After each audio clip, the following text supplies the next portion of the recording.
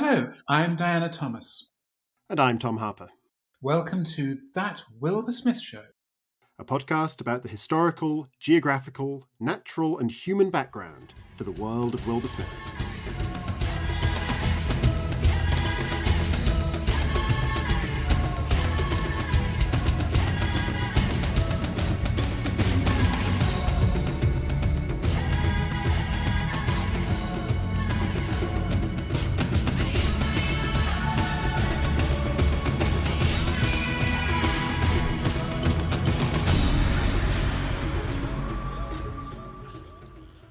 Under the chilly gaze of the glittering stars, in the flickering glow of the flames from the burning farmhouse, Akan the child killer drew back his curved bronze sword to the fullest extent of his outstretched right arm. He paid little heed to the danger of exposing his chest to the short stabbing spear in the hands of the Egyptian soldier standing in front of him. He had no reason to worry. There was only raw fear in the other man's eyes, no raging defiance, no cool calculation. The Egyptian had good reason to be afraid. Akan's torso was so solid and his shoulders so broad and heavily muscled that he fought with the strength of a buffalo rather than a man. When he pulled his left arm hard behind his back, at the same time twisting his shoulders, swinging his right arm forward, and putting the full force of his body behind the sweep of his blade, it sliced through the Egyptian's neck like a farmer's scythe through a sheaf of wheat. Akan watched as the head flew sideways. The body to which it had once belonged fell to the ground, blood spurting from the stump of its neck, to lie with the three other Egyptians whose lives Akan had already taken. On another night, Akan might now have ordered one of his men to cut off the right hand of his dead enemies, to be taken to the king's palace in the city of Avaris, where a warrior could expect a reward in gold for every man he slew in battle. But there was no time for that now, and besides, he was hunting something far more valuable. That was the dramatic opening scene of the latest Wilbur Smith book, written in collaboration with Mark Chadbourne, Testament, which, as we're recording this in September 2023, is just out in bookshops and is the subject of our podcast today. And to discuss it, we are joined again by our producer, Christopher Wynn. Now, Diana and I have both read this book. We got hold of advanced copies. Chris, I think it's so hot off the presses that you haven't had a chance to read it yet. No, I haven't. I haven't been able to get hold of a copy anywhere for love nor money. I know the release of a new Wilbur Smith book is always an exciting moment, and in this case, particularly tantalising because I can't get hold of a copy. So I guess I'm hoping that you can feed me a few teasers to whet my appetite without giving away too much of the plot, of course. So, what are we going to be in for in Testament? We are going we're going to be in for a kind of a quest story, which is sort of a bit like, I don't know, the Treasure of the Sierra Madre or the Maltese Falcon. You're searching for something, this mysterious thing, and in this case, it's something called the Riddle of the Stars. And as the book begins, people don't know quite what that is. They just know that it will empower whoever can solve it with kind of divine, destructive, or creative power to be used for good or evil. And actually, funny enough, it's not, although this book was being written long before the film came out, it's kind of Oppenheimer-esque in the sense that, people everybody knew there was the secret of you could theoretically make a bomb by splitting the atom, and that this bomb would give whoever held it just enormous and overwhelming destructive power. And there was a sort of race between scientists in Britain and America on the one hand and in Germany on the other. And if you imagine that sort of a quest taken back, 3,000 years, a bit more, 3,500 years, it's sort of like that. It's a race between good and evil to get to this secret power so that it can be used either for good or for evil. And I think that's exactly right. And it is a kind of a thrilling chase, kind of nonstop. Just to kind of take a step back, just sort of locate this for our listeners both in kind of history, but also in the Wilbur canon. So we did a couple of episodes a few weeks back about River God, which is the series, that's the book that launched the Egyptian series, and Wilbur's great hero, Taita. So we're still very much in the universe of River God. But this is and this is after River God, but within the confines of that series. So it's almost like a side quest within the broader sweep of the Taita series. I think so. River God ends with the Egyptians coming back to fight off the Hyksos who've invaded, and we're still kind of in mopping up operations as this book starts. Yes, the previous book, Titans of War, ends with Taita leading a battle, the Egyptian army in a battle outside the gates of Thebes, the walls of Thebes, which is the sort of ancient Egyptian capital. And with the Hyksos being defeated, that's why, as this story opens, Akan is, as we discover, he and his men are sort of retreating from the battle, but they've just got something they want to do first. So yes, this takes place. In other words, the story is almost, you're kind of wrapping up the sort of thread of the Hyksos through the Egyptian books, and this is, although they're still there, they haven't yet been completely defeated. Their capital in Avaris, in the north of Egypt, sort of in the Nile Delta, is still there. It's still a very mighty city and a huge, spectacular palace and temple and stuff. But yes, this is sort of finishing off the narrative that began with the battle in River God, in which the Hyksos first appear and destroy the Egyptian army. And now, as you say, Tom, that they're kind of, it's the mopping up operation, but there is still this thing out there which could, and again, as with the atomic bomb, that could change the entire course of events all by itself. So until it is found, Egypt is in a state of extreme danger, in case somebody else like Akan, gets his hands on it. Yeah, and we're left in no doubt that Akan is not someone we want to have it in their hands. I think that's fairly clear from the open. Yeah, I think even from those first few paragraphs. I think the first line, Akan the child killer, tells you. Yeah, that really sets it up, doesn't it? It's interesting, we sort of mentioned Taita. Obviously, Taita is kind of synonymous with the ancient Egyptian series for a lot of people, and he has led the armies in this conquest. And he does feature in the book, but he's not the protagonist here. No, and I think that has a lot to do with Taita's role in Wilbur's life. Yeah. Never discussed this with Wilbur, why it was that Taita, of all his characters, was the one he sort of felt most strongly for. I mean, he's a eunuch slave, which is kind of the very opposite of what you would think of as a Wilbur Smith, hyper masculine, powerful, free character. And yet Wilbur did identify with him, and you can tell this because the Taita books written by Wilbur, which continued right to the very end of his life, were written in the first person. Yeah. A question I've always wanted to ask: do you think Taita embodies the different sides of Wilbur, in the same way perhaps as Sean and Garrett Courtney do in When the Lion Feeds? Yes, he does. Let's look at it through his work. If you go back to When the Lion Feeds, his very first novel, not only does it set up father-son tensions, but of course it's the two brothers, Sean and Garrett Courtney, who represent, I think, two sides of Wilbur's character, which are the hunter and the adventurer, but also the bookish little boy who was introduced into the wonders of literature by his mother, as Garrett Courtney is, who had a very hard time at school, as Wilbur did, and indeed Garrett does.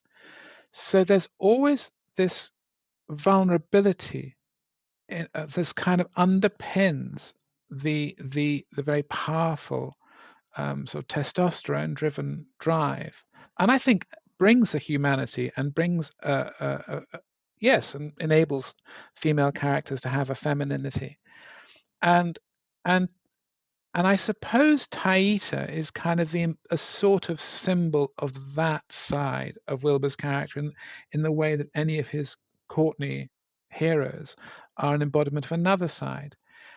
And so, yes, I mean, to some extent, all authors, if you have a character you particularly fall in love with, of your own, that's because that character is speaking to you and also speaking for you to some extent. And clearly, Taita literally spoke for Wilbur because it was all written in Taita's voice.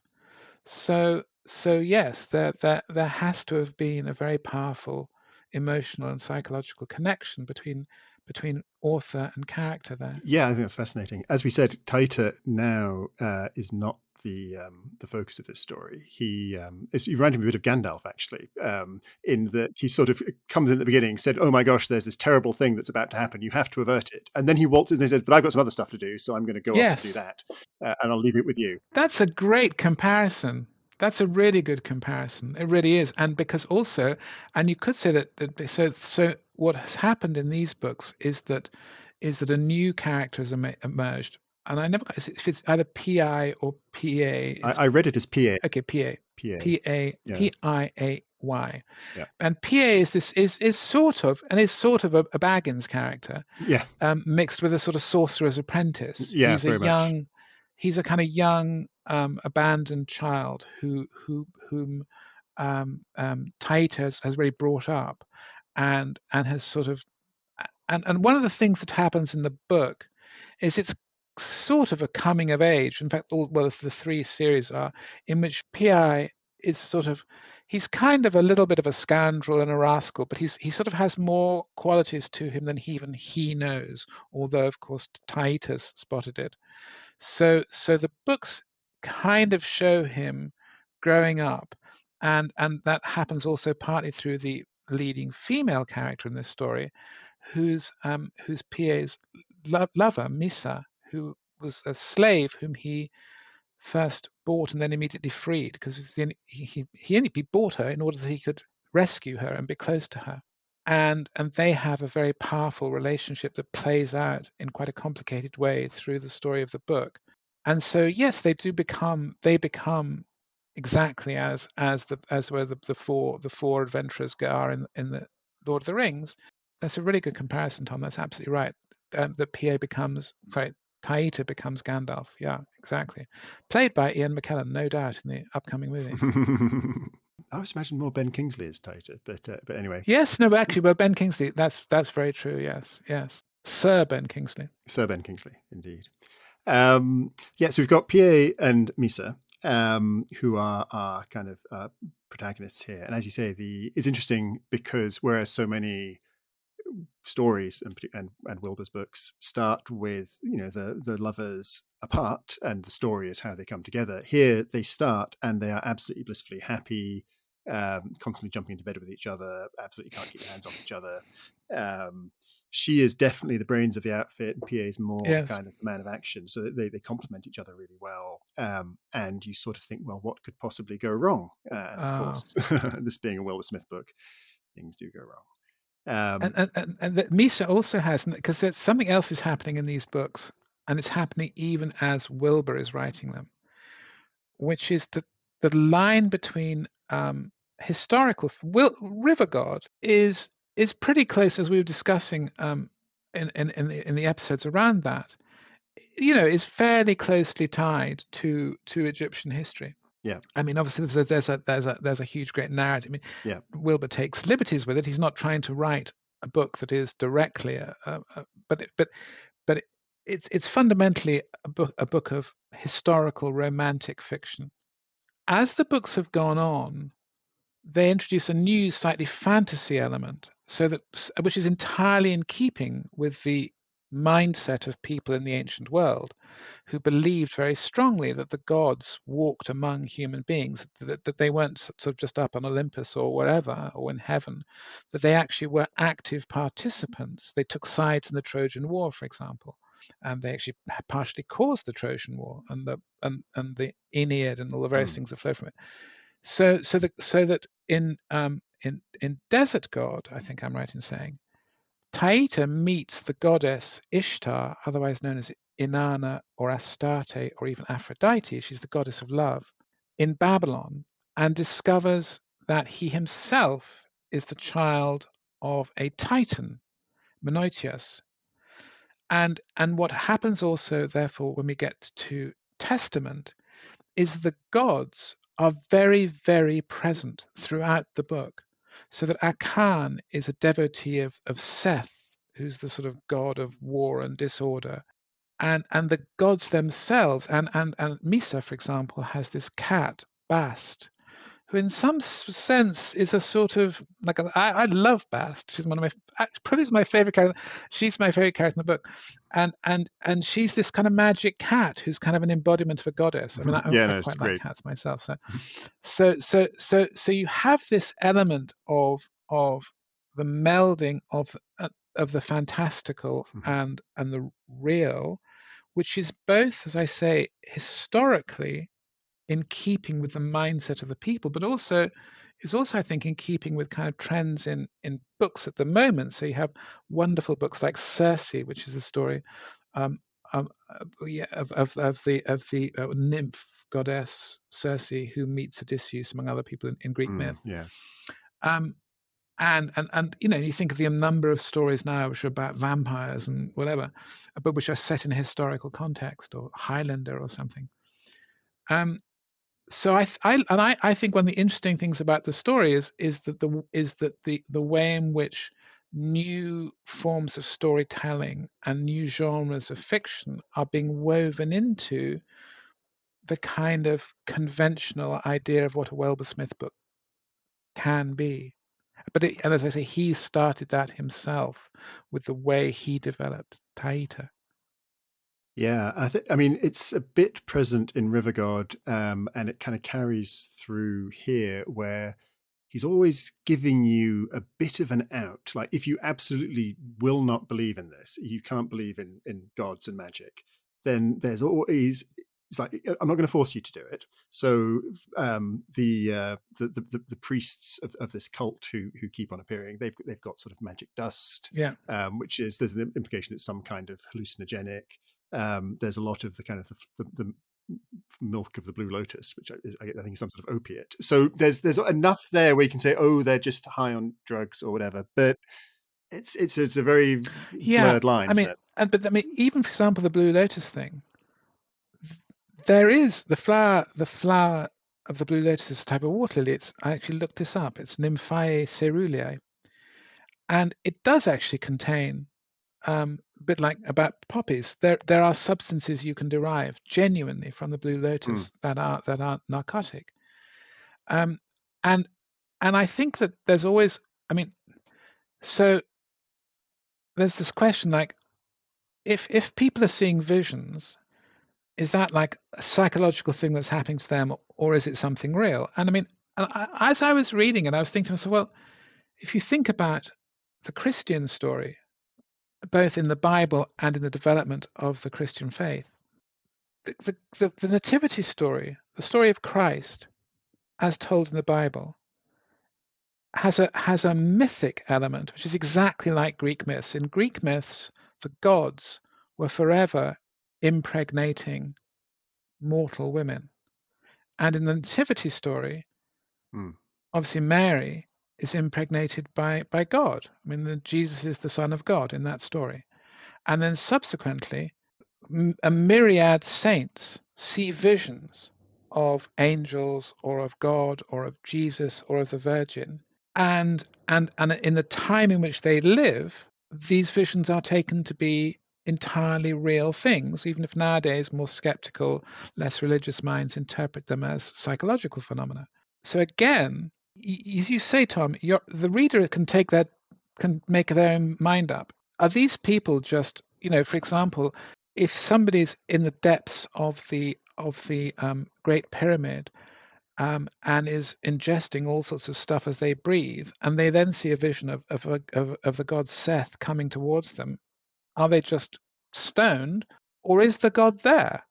And you can take it either way. I mean, personally, as a reader, I just think if the world that you're creating is sufficiently engrossing, this is after all fiction, then you just go with it. And I kind of, after a while, thought, no, I'm just gonna accept this book on its own terms, and I'm going to accept the kind of the structure of the characters, mortal or human, on their own terms, and it works perfectly well on that basis. Yeah, and I think you're Do right.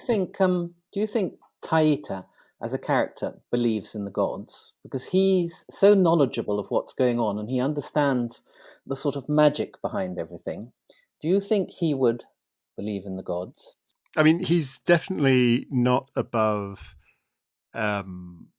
using people's belief in the gods to his own ends. So again, in River God, there's the bit where Lostris has got pregnant by her boyfriend, whose name I forgot. Tanis, General Tanis. Tanis, that's right. She's got pregnant by Tanis, but she's married to the pharaoh, and so Taita has to sort of persuade Pharaoh that it's his baby, and he first of all to kind of delay the marriage, and then to persuade Pharaoh that it's his baby.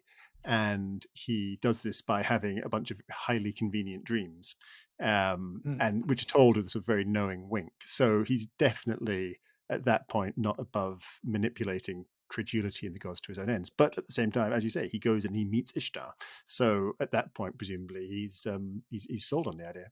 I think I mean, for reasons we can come on to perhaps later, I've been giving a great deal of thought to Taita recently. I think it's kind of a bit of both. I mean, because he has an extraordinarily long life, and he's travels very widely. He sees how human beings relate to create. I mean, if you believe in a world that is created by some kind of spiritual or divine power, it can only be created once, if you see what I mean.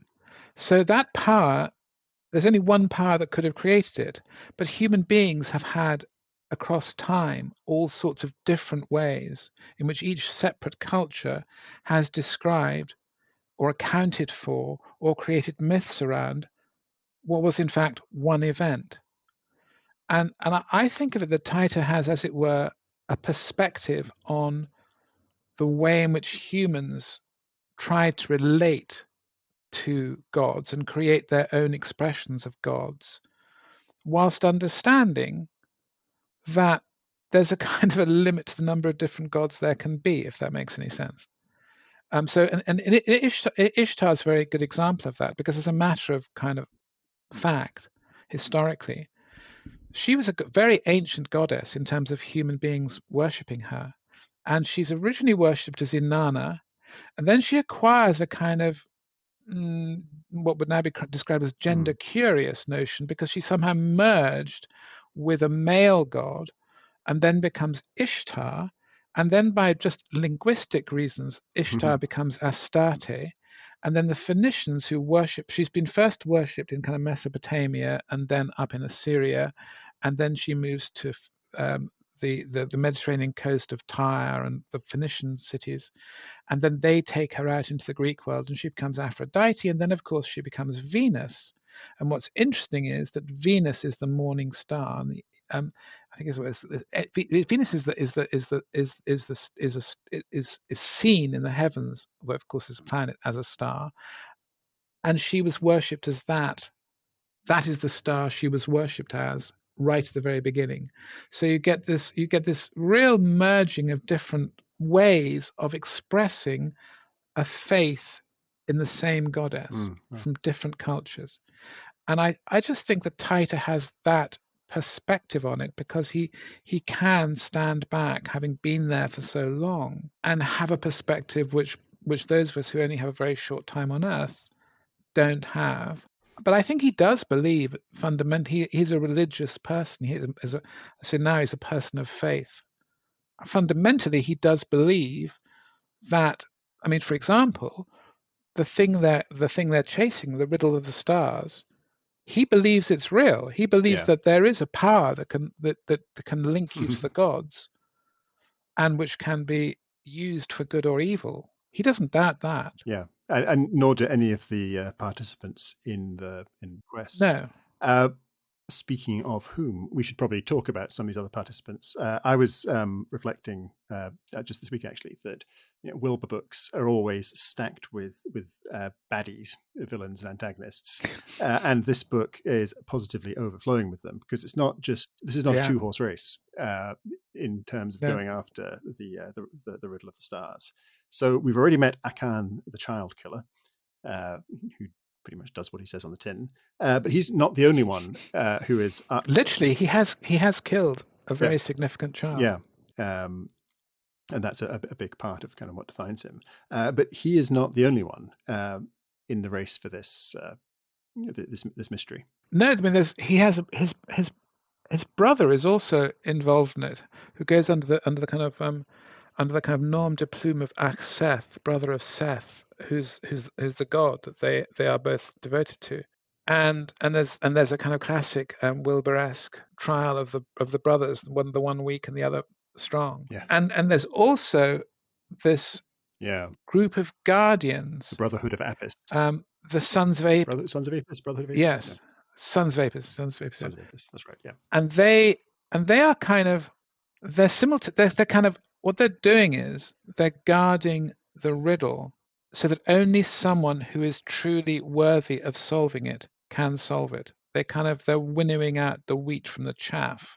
And by the end of the book, and then there's a sort of priest figure who hooks up with Akan. And by the end of the book, what it finally comes down to is an extraordinary sort of contest beneath the Sphinx. Because one of the things about the book is that, and I think this is also an interesting thing, that the book is set in about 1500 BC. It doesn't say that, but it would have to be. That's roughly when the Hyksos were defeated. By which time the pyramids, the Great Pyramids and the Sphinx and the first pyramid were already 1,000 years old.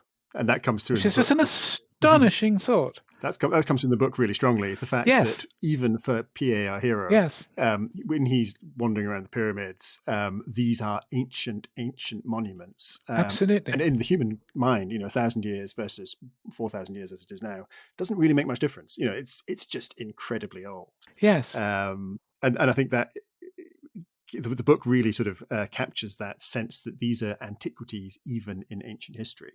And exactly, and there's a mystery around them because even at that point the Egyptians don't know any more how they were built than we really do. Yeah. And there's something, and they don't think that they could reproduce them any more than we really could, or we probably could, but to goodness, it'd be difficult. And so one of the kind of absent but very powerful characters in the book is Imhotep, the great architect who created the pyramids, and who had, by that point, taken on himself a kind of semi-divine role in Egyptian mythology. And in order to solve it, a mystery around them, the characters go deep into two of the pyramids and also the Sphinx itself. Yeah, I mean, one of the things I loved about this book is that it's really leaning into all the kind of real classic Egyptiana.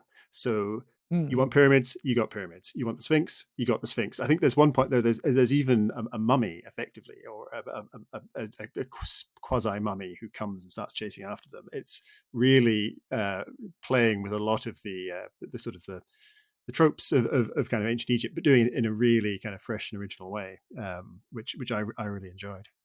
So, can this book be described as a thriller? Definitely.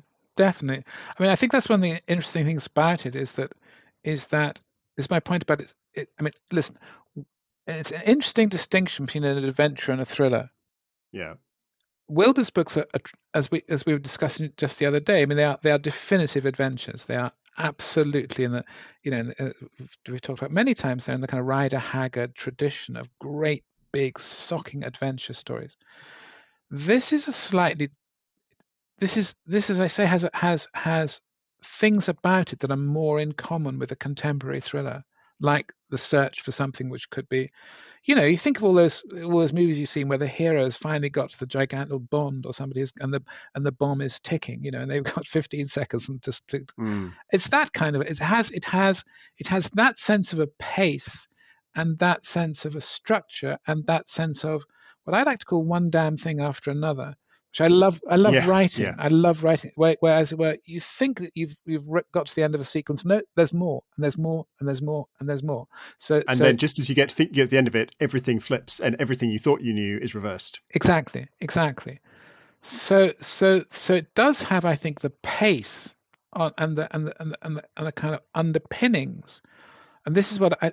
So it's kind of a very modern book in that respect. So it has the fantasy elements, has the thriller elements, and it's just. But goodness knows, Wilbur was a page-turning writer, so it always has that thing of keeping you moving, and also I think of taking you. I mean, as you were saying, Wilbur's books take you to places you would love to go to, and ages you would love to have lived in, and costumes you would have loved to have worn, or whatever it is. And this does exactly that. I mean, you go into the necropolis outside of Memphis, and you go into the depths of temples and tombs, and you're underground, or you're way up in the Great Pyramid, or you're deep underground under the Sphinx.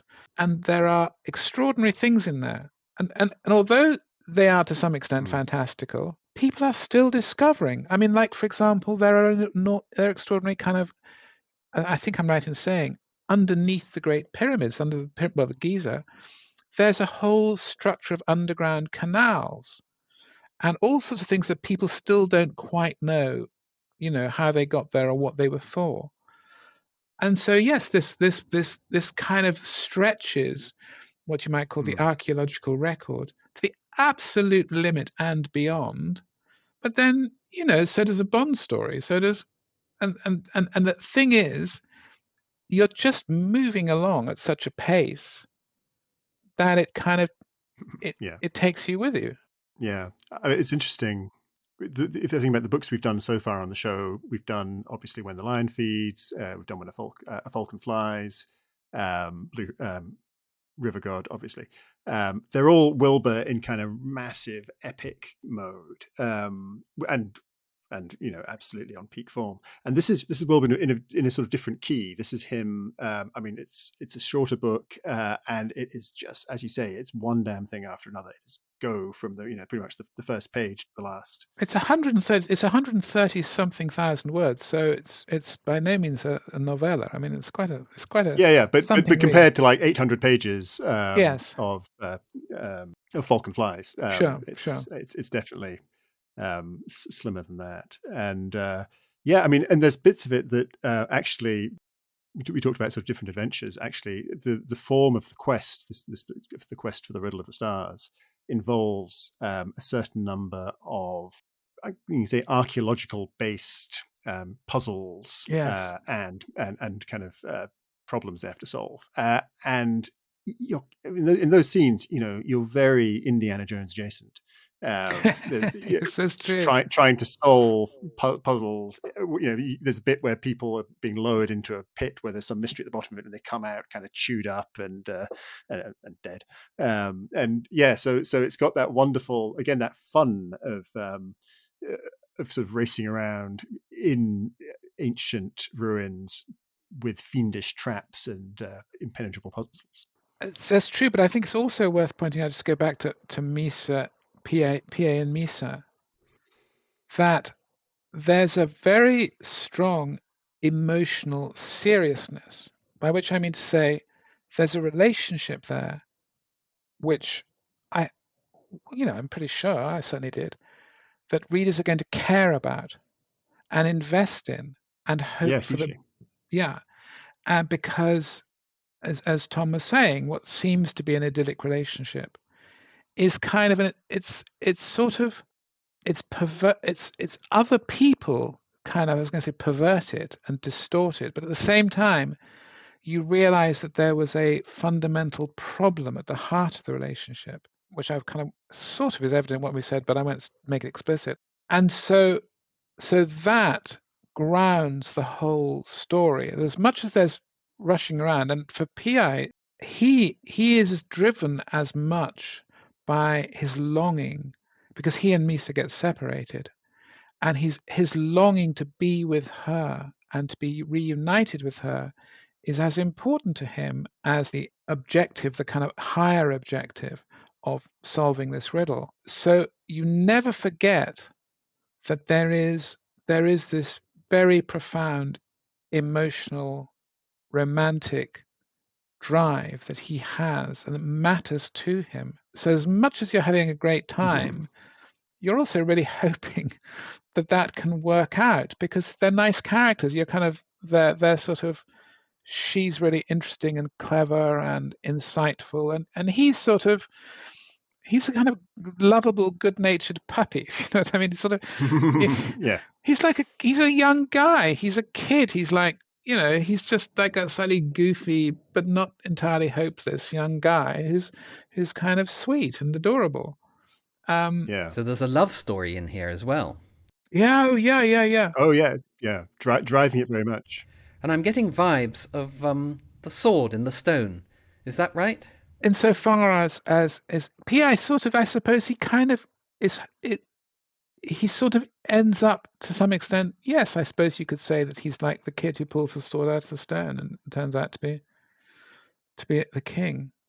He doesn't become the king, but yes, there is a sort of slight element to that. Yeah, I think in terms of the kid who turns out to be special. Yeah, I think, but in terms of the relationship, we talked about sort of some of the complexities of that. I think one of the things that's really fascinating about this book, and actually makes it much more than just a kind of fast-paced romp, which on one level it absolutely is, and you're going to get your kind of death-defying adventures and battles against the odds and evil villains, but it also goes pretty deep into some pretty challenging psychological territory. So the relationship between PA and Missa being one of them, but also actually PA's relationship with his father. Yes. And PA he was abandoned as a child. He wasn't, at start I thought he was orphaned, but he wasn't orphaned at all. No. He was abandoned by his parents and left for Taita to find.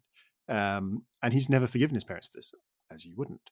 And never known his parents, and he judges them very, very harshly for that. And then I think it's hopefully not too much of a spoiler.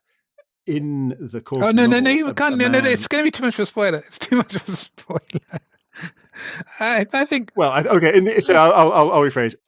In the course of the novel, things happen that force PA to reassess his relation or his views of his father. Yes. And the ways in which he has judged him. And some more of the than choices once. his father has, more than once, yeah, and the choices that his father has made, and the way this happens is that PA is put in positions where he has to make some really, really horrible choices. Yes, and the novel, I kept on expecting the story to kind of, you give PA a horrible dilemma, and you're waiting for the get out, for the third way to reveal itself, and actually. He doesn't have to choose, because actually he can find a way around it. And it doesn't at all. It absolutely kind of follows through with that and goes to those kind of quite challenging places. It's a tough book in that sense. I mean, as you say, it doesn't make easy choices in all sorts of ways. And it doesn't necessarily always give you the happy kind of conclusion. I mean, just within, as you say, within certain, even as the story is going on, you think, there's got to be a way out of this, and no, there isn't a way out of that, because in real life there isn't. Yeah. And bad things have to happen, and PA has to make choices between, okay, I really, really, really need to solve this riddle, and I really, really need to get back to Misa, but the riddle is most important because the lives of the whole of the people of Egypt could depend upon this. Yeah. And as you say, he has to make some extremely brutal choices. And that continues right up to the end of the book. Yeah. I remember there was a novel published a few years ago. I think it's called Behind Her Eyes. And it was released, the publicity for the book suggested using the hashtag WTF that ending, because it had a really shocking ending, and I've sort of felt that you could maybe repurpose that hashtag for this, because again, without wanting to spoil it for Chris, who hasn't read it yet, the ending is not what you expect. No, and I think that's what gives. So that's another element you're saying that gives a layer of real seriousness, and I mean, and to the point where, I mean, Pierre has to make choices along the road which do lead to harm being done, and he bears that responsibility. Yeah. but he's had to make a very, very tough choice, which actually, if you think about leaders in wartime, sometimes you just, like, for example, go back to the Second World War. There were times when the British, because they'd broken all the German codes, knew that certain things were going to happen, but they couldn't act upon that knowledge necessarily, because that might tip the Germans off, the Nazis off, to the fact that we knew things. Yeah, that we've broken So, codes. and since the Yeah. breaking of the codes was absolutely fundamental to the winning of the war, and therefore the greater good of destroying Nazism, people were sacrificed in order that that good could take place. And that's very much what happens in this story, that the greater good, and that's part of PA growing up as a man, is him having to deal with that. Yeah. And we live, I think, in a world, and I think it's kind of relevant to the present time, because I think our leaders are increasingly incapable of making those tough choices and of persuading people that actually life can't always be nicey, that sometimes you have to be cold-blooded. You have to make really, really, really hard choices.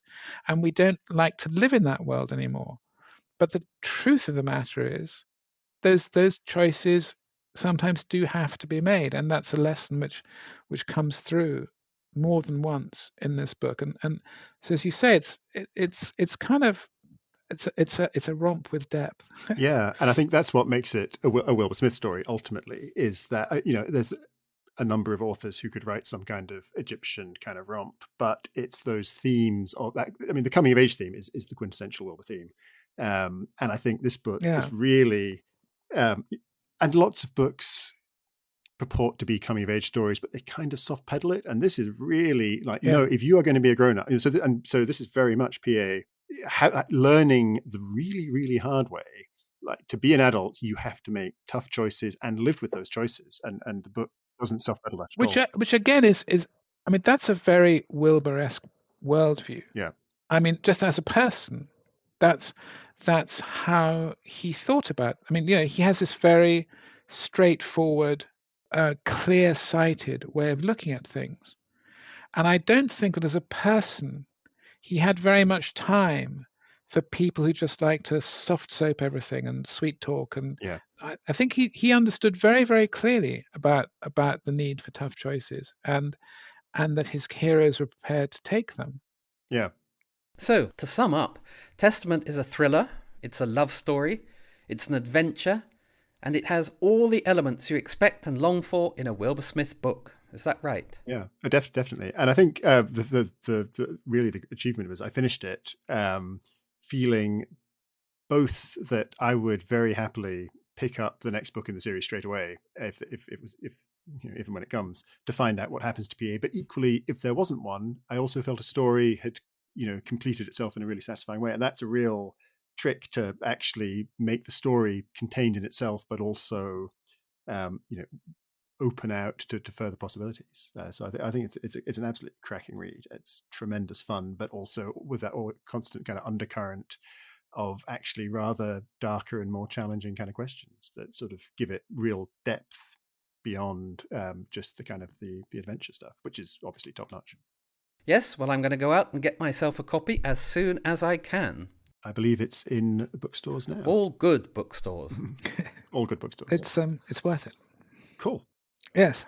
Well, on that bombshell that Chris is going to spend his own money on buying Wilbur Smith books, which I strongly approve, it's time to wrap up the show. So it's goodbye from me, Diana Thomas. And it's goodbye from me, Tom Harper.